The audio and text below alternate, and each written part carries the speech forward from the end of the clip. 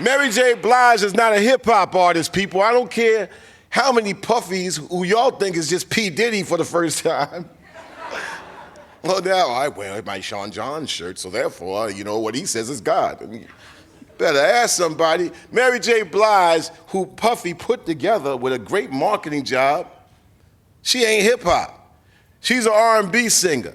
And you better know what R&B means. It don't mean Reagan and Bush. R&B means rhythm and blues. You better know where that comes from. But anyway, where the hell are you going to get your information? And this is what's been plaguing the black community for the longest period of time. We do shit, somebody else defines us. It's a problem there.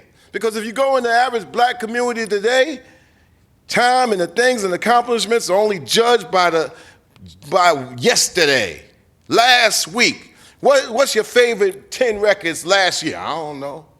Where does this come from? Name 10 artists from the blues. And some, 22-year-old Asian kid will name 50 artists that actually revealed in the blues. You would name 75 artists in rap music and hip hop while somebody in the black community can't name none. Who's informing who? Where does this information come from? If you're the home of hip hop and R&B, then how can you inform us about the thing we love so damn much? No, you benefit by misinforming us.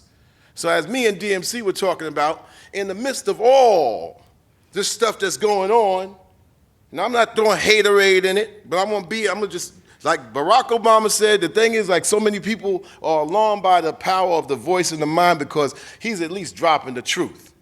He's like, at least it seems like the truth. Look, this is what it is. Oh, damn, you gotta break it down like that? DMC, and I was just saying, people like Nelly, Ludacris, who has a great voice, a great mind.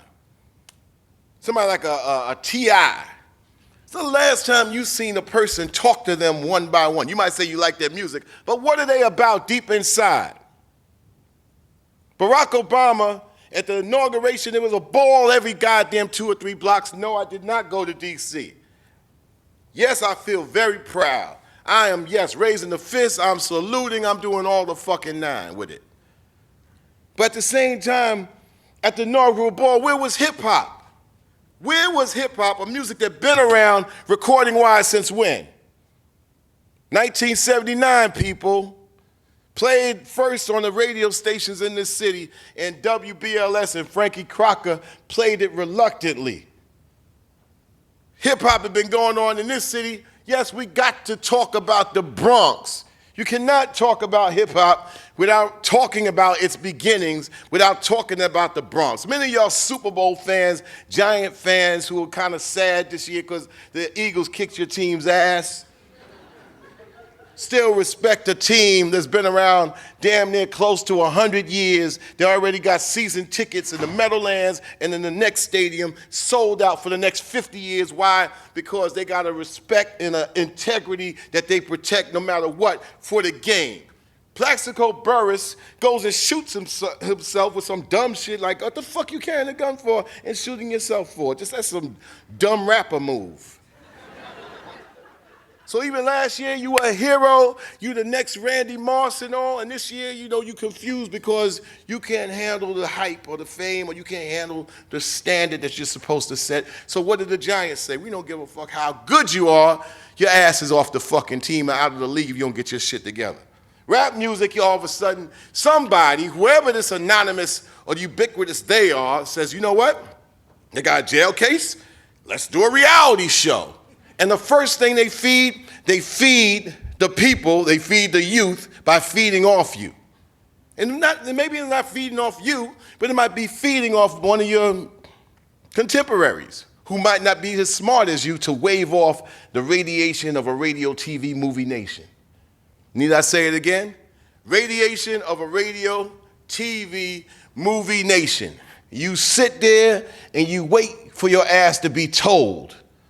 Especially when it comes down to culture coming from somewhere else. So what does this mean?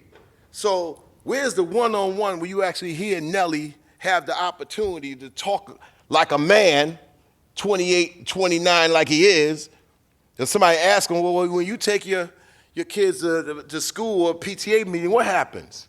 No, instead you might end up watching something like 106 in Park, who got some 20 or 30-year-olds talking to 20 and 30-year-olds for a 12-year-old audience who ain't there because there's people 19 to 30-year-olds sitting in the goddamn seat. And the older ones are pushing the young ones out of the way. Talking at a dumb, infantile level that you happen to watch slobbering on TV like, I guess that's hip-hop, I'm white, I can't really argue to that, I guess I'll be quiet. And I'll buy them because I like the beat.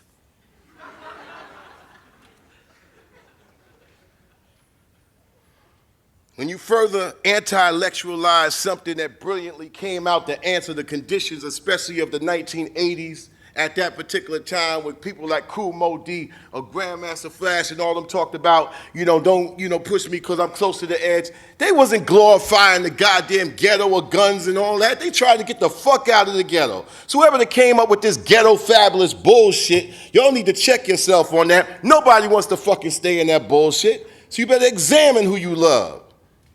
But you know what, third world, don't clap for me, I ain't running for shit.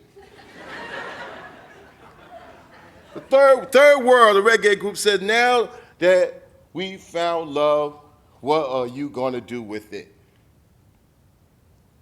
President Obama. And I say President Obama because for some reason, as a near 50-year-old black man, I could tell racism, whether 6 blocks away, that's racist motherfucker. Turn on TV.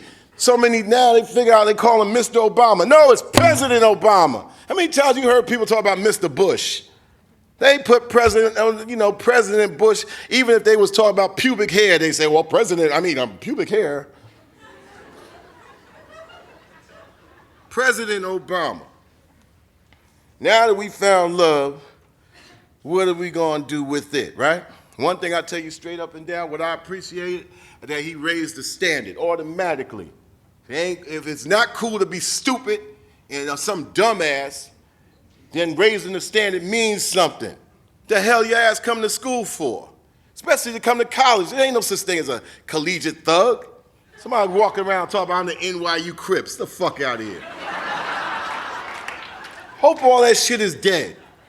And it's further off you go in the, really rural areas, the 19-year-old white girl who never really seen a black man ever is like, ooh, wow, he got the scarf in his head, he's just like TV.